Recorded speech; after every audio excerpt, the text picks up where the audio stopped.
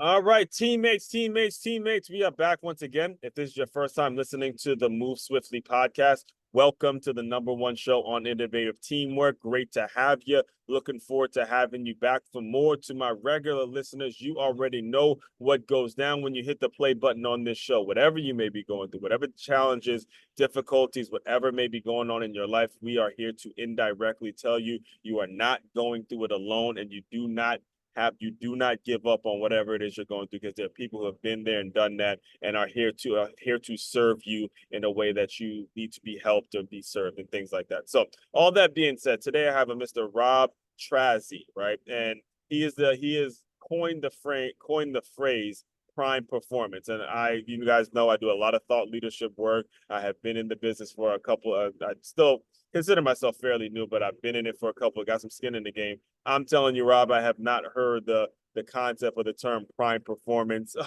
before, so I'm happy you're on and all of that. So all that being said, welcome to the show, man. Before I make the intro too long, welcome to the show. Hey man, thank you so much. I'm excited to be here and feel honored to share some of my experience and insights with your listeners here.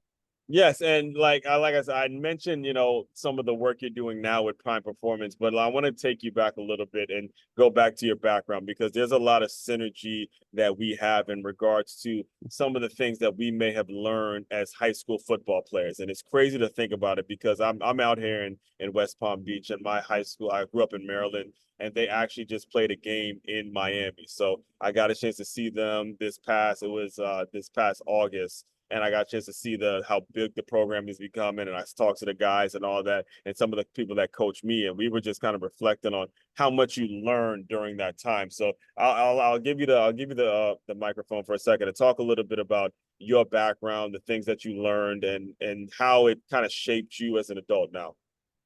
Yeah, I'll take it back a little bit before Mm-hmm. high school, if you don't mind with that. Please. Um, yeah, actually, I was born just outside of Philly and lived there for a while until parents got divorced at a super young age.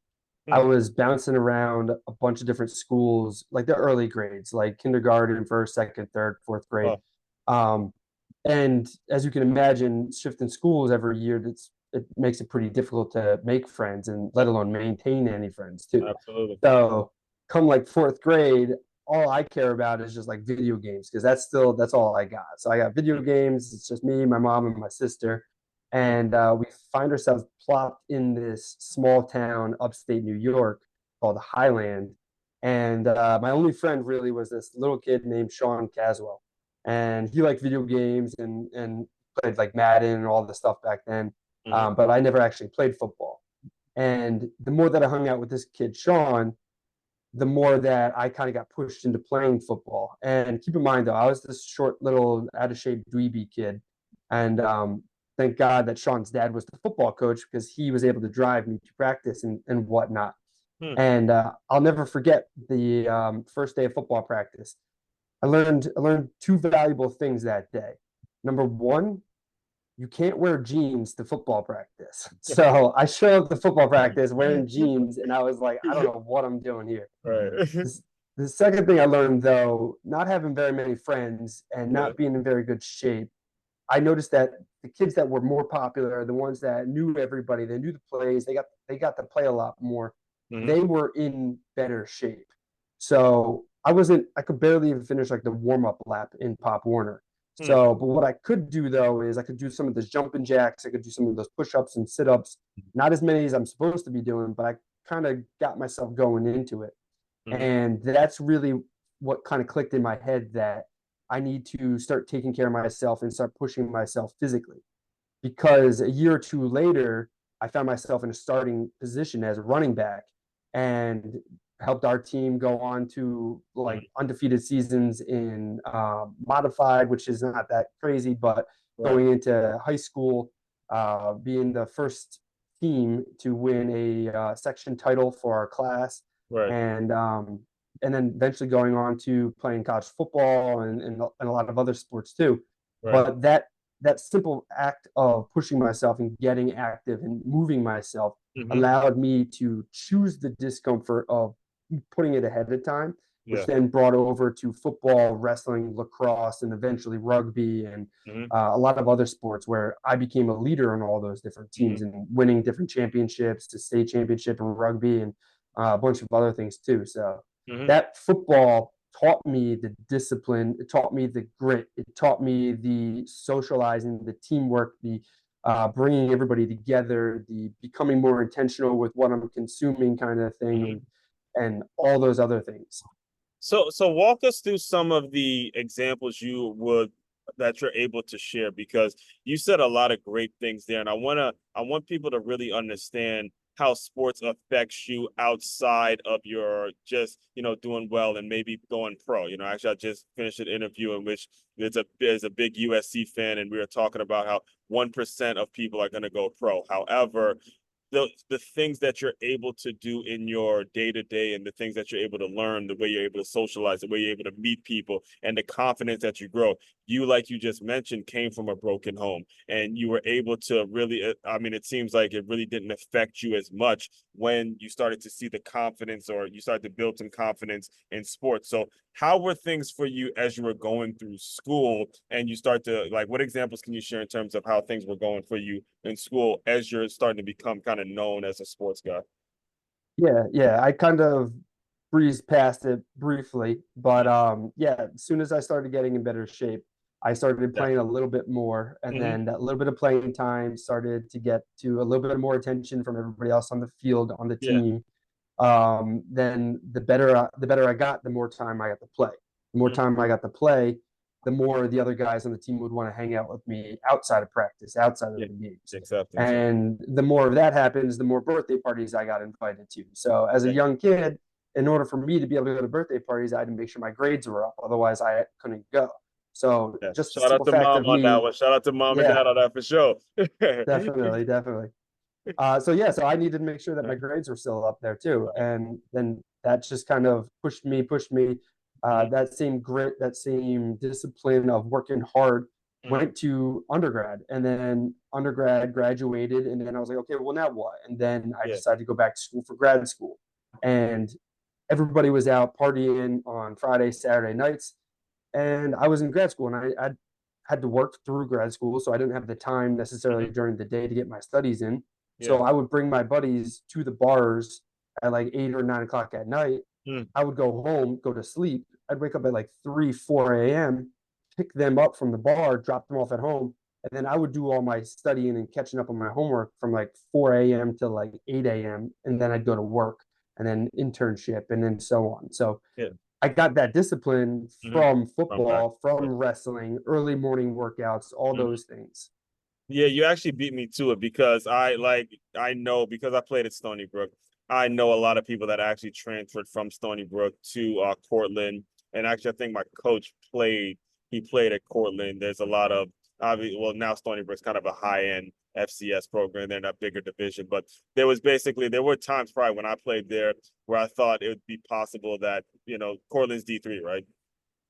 They just won a D3 national championship Yeah, last that's what I'm year. saying. There'd be times where Yeah. I felt like they would beat several FCS programs because nowadays, what I've learned having gone through the system, that whether it's D3, D2, or FCS, college football is pretty much college football. And when you get a powerhouse Division 3 program, you're gonna have some FCS talent on that team. It's just not have as much depth and all that. But I'm bringing all that up to say, the likelihood of you playing in the NFL was probably not there when you're in Cortland. So during those years, how would you describe kind of the way it ended and that next decision? Because I could tell you for me, it was, man, the beginning of the season when I realized, look, I'm not going to be starting. I was just looking around and said, man, I played this game since 7 years old. And I almost get teary eyed thinking about it now where I realize this is it, man. I got, I got nothing left to give as a player, and I have to figure some shit out for what it is I'm going to be doing once this game is over. Can you kind of describe that moment? You had already mentioned, you went to grad school and all that. What was that transition like for you? Yeah. So when I was playing football, I kind of knew this is probably going to be the end of the line Mhm. for football at least because of and like it wasn't even a big program, but still like the morning lifts and like having to go to the position meetings and then full Right. team meetings and then actual practice and then having to work after practice and then schoolwork, all that stuff became a lot for me.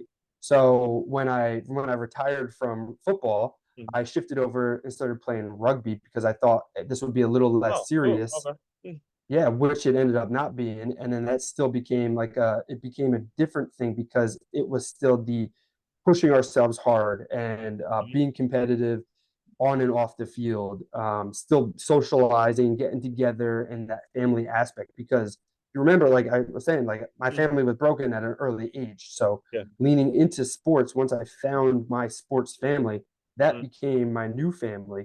And going through shifting to college, trying to create a new family there, having all these other distractions going through me, I lost that part. Mhm. So when I went to grad school, I was like, all right, well, what do I want to do? Originally, I was going to get into nutrition and be a registered dietitian, Mhm. but my one of my mentors from an internship was telling me, hey, you want to be a coach? Go back to school, get your master's in exercise science, Hmm. and you can learn the most of the nutrition stuff on your own, enough to kind of help people. Hmm. But if you're looking for the team, if you want to be helping others and you want to be around sports still, you need to Mhm. be a coach.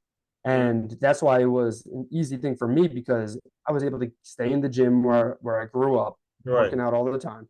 I was able to get around athletes, different teams, different sports and Yeah. such, but still they were all working to get better, get stronger, get faster, Mhm. work on their food, their inputs and stuff like that. Right. So that was easy transition for me. And then since that strength and conditioning world, now with prime performance coaching, that's a little bit more of like entrepreneurship, but it's still the same concepts of like building that resiliency, being intentional with your consumption, like building efficient like rules and routines to live your life by, like Mhm. social support and all those things. So that was kind of like the natural progression for me. Yeah, so that and I'm glad you brought that up because well, first of all, shout out to the mentor for telling you that because that is very important. You know, when it comes to nutrition, it's not that it's a bad topic, but it's really more so about the discipline of how you're gonna in science. I mean, there's a lot of nutritionists out there.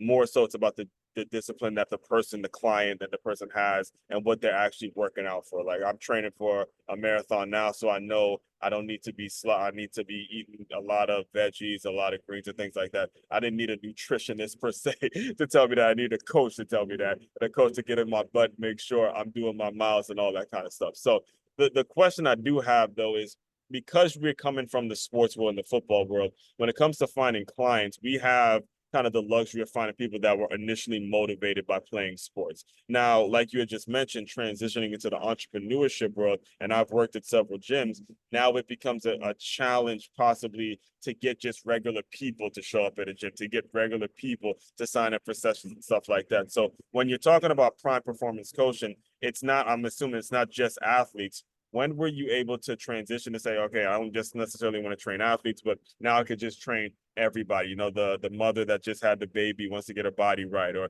the dad that wants to stay in shape for his wife, or you know, just anybody that's actually looking to work out. When was that? When were you able to transition into that?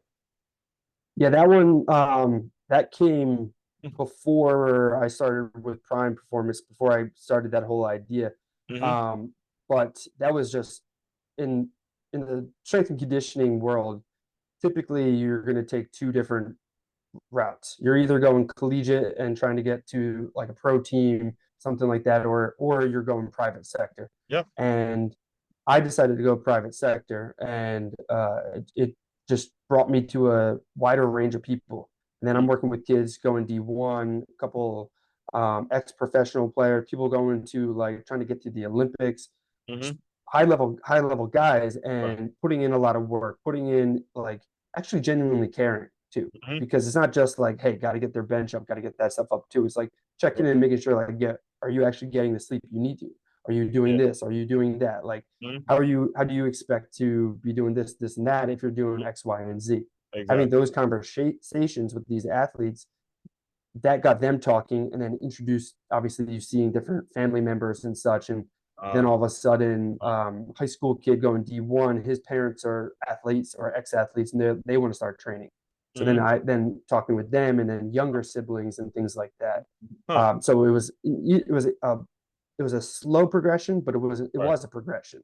Right. And then from there, when I decided to get more into what I'm doing now, that was a little bit harder of a switch because that took a little bit more time because I was conflicting with my identity as a coach. Like, because I Mhm. still have the fitness and nutrition background, but what I'm teaching now is more than that. And then it was a little hard because people are still coming to me for fitness and nutrition, Right. and then I'm like, that's good, but we also need to look at this over here. And then Yeah.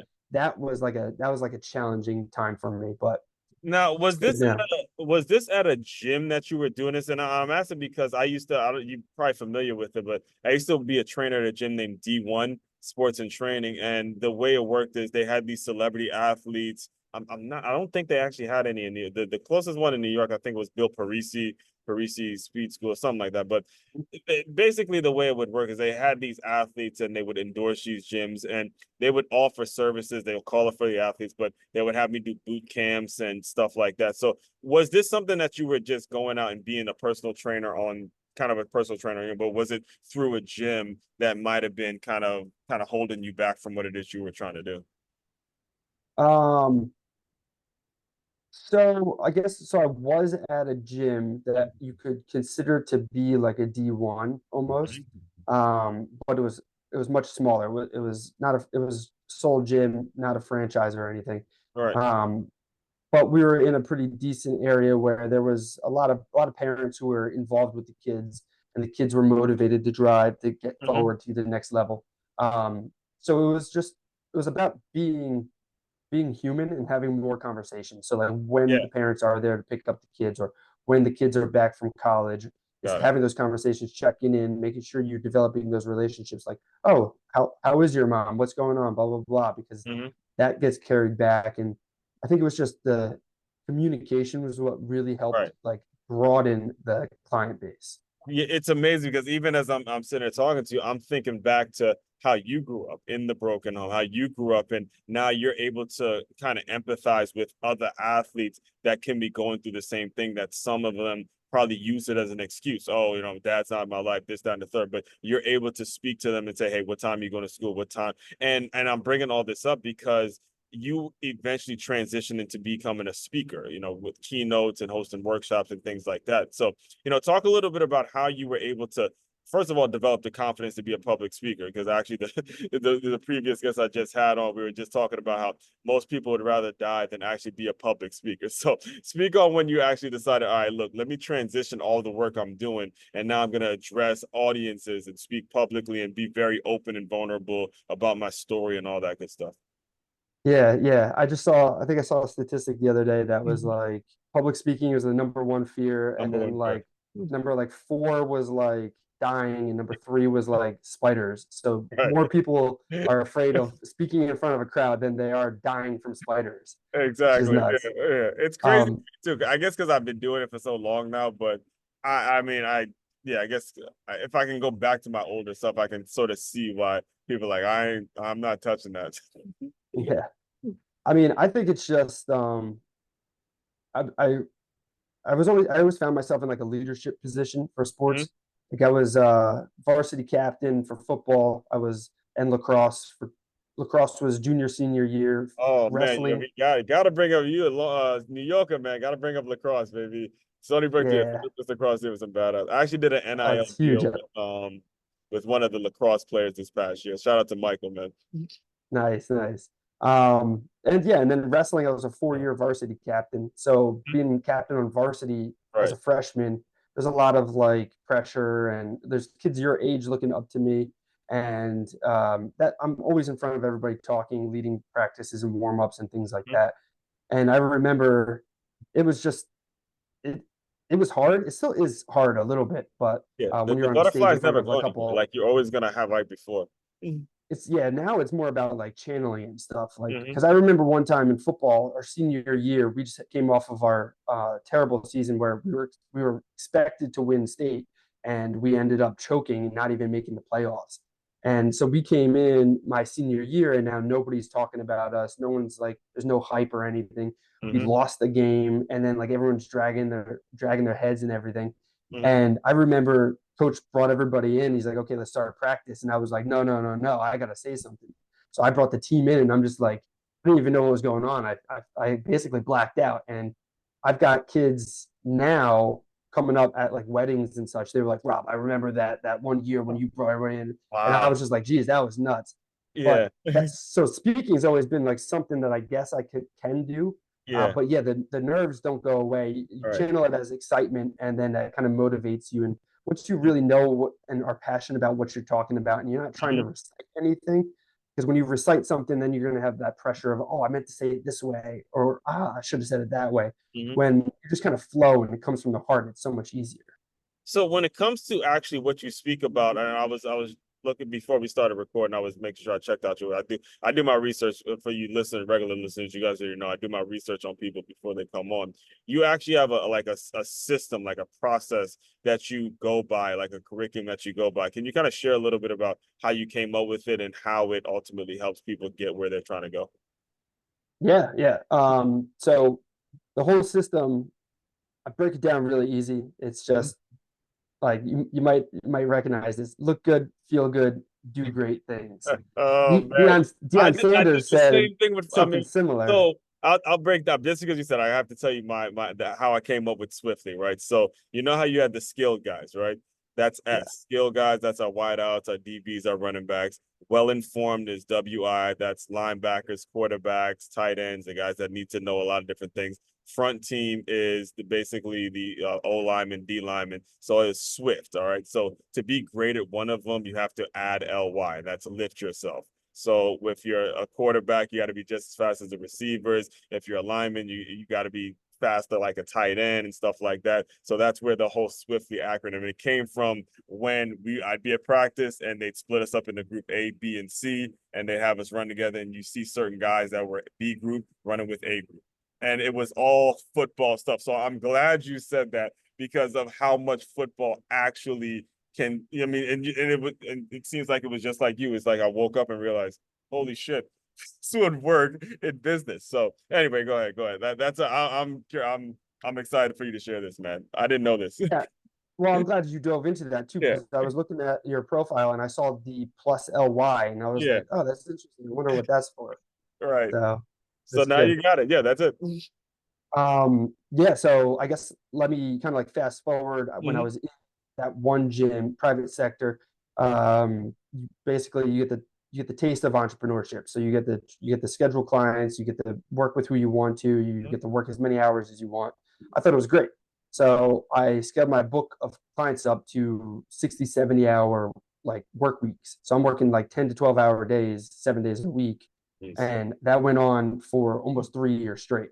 I'm talking like Christmas, Yeah. Thanksgiving. Man. I'm working all those holidays. And just so Um, we're clear for you listeners, this isn't him just sitting down. You're actually demonstrating workouts. You're actually putting people through there. They're expecting a level of energy. You can't just sit back and expect these people to be coming back. So I just want to make sure we're clear on that as well. yeah. And so it's yeah, it's you putting in the work, you got to demonstrate, you got to Yeah. lead the groups and everything. Yeah. So Okay. it takes a lot of energy, and burnout is real. Yeah.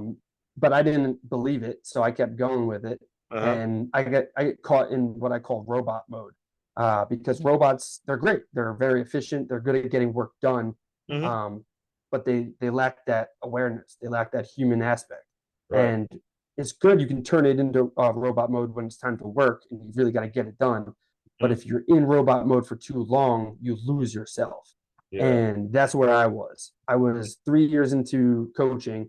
Well, 3 years into coaching at this rate. I've been Mm-hmm. coaching for over 12 years, Yeah. but that that speed I was going was so bad that I deteriorated the relationship with this girl I was with. Friends and family, they stopped calling me. I stopped getting invited to birthday parties, weddings, and things like Mm-hmm. that. And I was missing out on crucial experiences, Yeah. ones that I'll never get back. Yeah. Specifically, my dad having pancreatic cancer. Oh my God. He called me. I have his voicemail still, and he's Mm-hmm. like, "Hey Rob, I got something serious I got to talk to you about. Give Mm-hmm. me a call." And I knew it was bad. Find out it was stage 4 pancreatic cancer. passes away like 6 weeks later. Totally healthy before the phone call. Boom.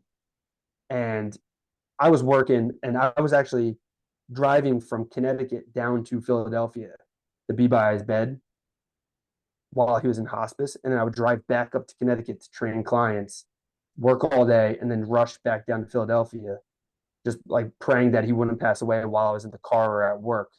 And and I didn't even let it phase me. As soon as he passed, I took a day off, and then I took a day off for the funeral, and then I went right back to work.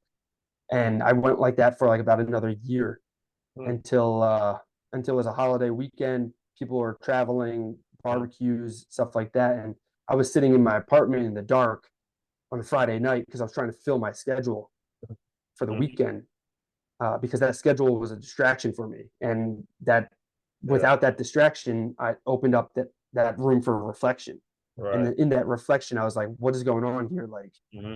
this is not who I'm supposed to be. Right. And from that point, I was like, I'm not dedicating enough time to my own training. Right. So because I'm getting weaker, I'm getting softer. My energy is being sapped down. I can't hold up this level for all my clients all the time. I'm isolated and alone. There's nobody to be with me. Now that I do have a free weekend because everyone else is away, I'm by myself. Hmm. And terrible eating habits, like just all total mess. Hmm. So I was like, what do I got to do?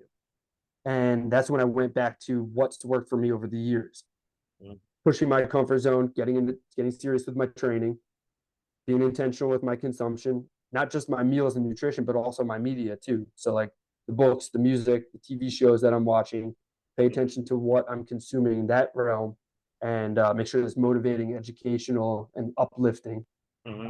Then I need to get clear with what I was doing because I was just working to fill my schedule. I had no goals or anything. I was making money, but I didn't have any time to spend any money. Right. So I needed to get clear on my goals. Then I needed to optimize my habits, my schedule, make sure that I have free time for myself so I don't burn out and crash. Hmm.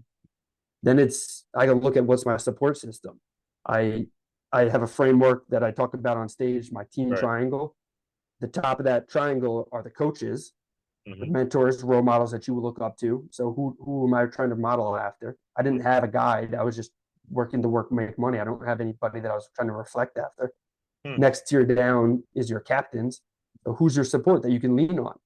I didn't have anybody. Everybody's all gone. I kept telling everybody, no, I have to work. Family's gone, girlfriend's gone, friends are all gone. So I Hmm. needed to rebuild that. And then finally, the crowd, they're watching from the stands, but they're still there cheering you on. And I didn't have anybody. I just had my clients who were around, but they were in the crowd. So they were never my clients were there. They wanted to help me, but they didn't want to like guide me in the right Right. direction. Right. They're well, the clients there, they want to get in shape, so they have an agenda for being in your life. So I totally understand what you're saying. Yeah, if I'm not there to train them, Mhm. then they're missing out, or Okay. they're working with somebody else or whatever it might be. So they still want me around, but they want me to take off everybody else's time. They want me there for their time. Exactly. That was the difficult part. That is kind of the trade-off of being a trainer is the clients, and I love all my former members, former clients love, so don't take this the wrong way, but they have an agenda for being in your life. They want to get in shape and they want to be great. So, first of all, I do gotta, commend you and give you my condolences on your father. Thank you for your vulnerability and sharing that. And I think the message needs to hit home with every man that's listening. You got to shut it down. You can't let work be the thing that defines you. You can't do it to the point where it's starting to affect the relationships with your family. And we as men, we need to come to that. All right, we got to come together and stop letting work be so dominant. And it's clear to me that you were able to figure that out. So as you go out and speak now, and you speak to people that are virtually going through a lot of the same things. What has been, and I was watching your speaking reel before we got on this, but what has been sort of the takeaways that they're getting from your speech that will kind of guide you into what's your next role or what's the next thing that you're going to be doing? Yeah, the takeaways, it kind of varies on the audience, Hmm. and depending on what they're looking for. But the main things is getting to a point where you can look good, feel good, so you can finally do some great things. And people who are listening to this, they're probably pretty driven. They're probably athletic in the gym. They're probably pretty Yes. resilient. Mm. And they're probably intentional with what they're consuming. If they're listening to great podcasts like yours, they're probably Right. listening to good books and other things as well. So pieces of advice that somebody like your audience, I might say, is like Mm. dial in a little bit more on your clarity, on knowing yourself, so that you can draw those boundaries and those lines in the sand. So when you can tell when enough is enough. Um, Yes. Yes. I can share my framework for that if you want. I can run through Yes. that Good. real quick. Yeah. So I big Pirates of the Caribbean fan. When I was a kid, I used to always Actually, rock but an yeah, I eye think I patch. remember hearing you say something about this. Was it movie 300? Sparta. I think yeah, that was that. Yeah. Yeah. So yeah, so the framework is you fly your own flag. So I use the Uh-huh. acronym FLAG. F is your foundational values. So what do you hold true to yourself? So I'm a big acronym guy. So before I move on to the next one in FLAG, Uh-huh. my acronym for values is PACE. Uh-huh. So progressing towards mastery, P. A is adventure, seeking, so fun, so working hard and getting better, seeking fun. Mhm. C is contribution, so make sure that you're giving to others and not being selfish yourself. Right. And then E is empowerment, so choosing, having choice, being free, making decisions, and those are my core values for myself. Yes. Um, so that's F for Yeah, foundational that's the base values. one. And just so we're clear, now because you just mentioned being an acronym guy, you are on the right show. There has been a ton of acronyms on this. In fact, I did a whole episode titled "The Power of Acronyms." So just want to make sure we make that clear. You regular listeners, you guys are spoiled, man. You guys have a ton of acronyms as you tune in. Now, if your first time listening, just know there's going to be a lot of acronyms that get dropped on the show. It's part of what makes this show this show. So anyway, go ahead. You're going with the flag one. Yeah, so foundational values. L is lifestyle traits. So Mhm. what is it that makes you you? So like I drive a Jeep Wrangler. I think it's a little more rugged. It's fun. It's Mhm. you can take the roof doors off. That's how I kind of describe myself. I like to be a little tough. I like to still have fun and Mhm. go off roading and such. Favorite color is red. To me, that means it can be anger. It can be aggression. It can also be passionate and love Mhm. though, and those are other traits of me. So like favorite color, car, clothes, things like that. Right. Knowing those things helps you. Then Mm. A is your aspiration. So what are your goals? What are you trying to get to? Where are you currently at with those? And then what do you need to get to those? That's So awesome. Yeah. knowing those goals. And then G is growth opportunities. So Right. what are your strengths? What are your weaknesses? What can you develop and work on? So like Mhm. me, it's speaking. It's always been being active and pushing comfort zones. Right. And some weaknesses might be like technology or like social media stuff. So I've Right. hired some team members that help me with those things now. I'm Mm. playing to my strengths and working with my weaknesses. Yes, that's a powerful acronym. And the thing is, and another point on acronyms is a lot of people can come up with them, but it's another thing to actually live the lifestyle. All right, there's anybody you can get little kids to come up with words and how this says it's living the life, living it and doing it full out. I mean, the first one that I talk about all the time is one my football coach came up with, which was water, work ethic, attitude, teamwork, enthusiasm, respect. And when it was the way he said it and the way we broke huddles and all that, and you think about how much we need water to survive, and again, he's not into the drinking, away from staying away from alcohol and all those kinds of things. All of that stuff circled around. It's one thing to come up with some acronym. It's another thing to actually live the lifestyle and be able to talk about it and explain it to other people. So, and I'm bringing all that up because I want to give you the opportunity a little bit to talk a bit about what's next. What do you see for the next phase of your business? How do you want to serve people maybe in the next 10, 15 years, all that kind of stuff? Yeah, I'm right now I'm in the stages of continuing to like grow and expand. So I've Mhm. got a couple of team members now branching out though. So it's like a lot of my clients, a lot of my good friends, they are doing different things and we kind of going back and forth. Currently, my team is myself and four other people, and looking to kind of keep that growing and building. And the way that I'm doing that is through coaching, it's Right. through growing the podcast, my show, and then Hmm. also hosting more live events. So Yes. getting people in, teaching workshops, speaking on stages, going to conferences, and connecting with more people. One of my buddies hosts the #1 personal development conference in Connecticut. I spoke there for the past 3 years, and it's always an opportunity to get in front of people, share some knowledge, connect with other individuals, and try to help other people out too. So I'm Yes. in a stage now where I'm trying to give more than I can. How do I multiply myself so that I can help others who are associated through other people? Right. And what's the best way if people want to reach out? What's the best way? Where do you normally sign up? Yeah, the easiest way to just touch base or see what's going on or shoot me a message or anything would be probably Instagram, which is just at my name, Rob Tracz, Tracz. Any of the other social platforms, you probably find me. But I also got like a free assessment if anybody wants to check out where they fall in terms of stagnation and burnout. It's a quick, easy questionnaire filled out in like 5 minutes, and it tells you your strength and your weakness. So you have a little bit of that awareness. And you find that at survivingthesidehustle.com/assessment. Okay, and we'll make sure all that gets included in the show notes as well. So, Rob, the final thing I do to close out all the shows is I want you to pretend that the elementary school version of Rob has come into the Zoom room. He's bouncing from school to school. He only wants to play video games. He doesn't really want to talk to people, whatever it is. Pretend that that young man is here. Give him some words of encouragement, and we will officially close. Yeah, I would say, Rob, dude, there's a lot of things you don't want to do, Mm-hmm. and there's a lot of things that you do want to do. You want to keep doing those things that you want to do. You need to do some of these things that you don't want to do. Mm-hmm. Got to push yourself. You got to work hard when people aren't looking, and you got to be good. Take care of yourself and be good to others.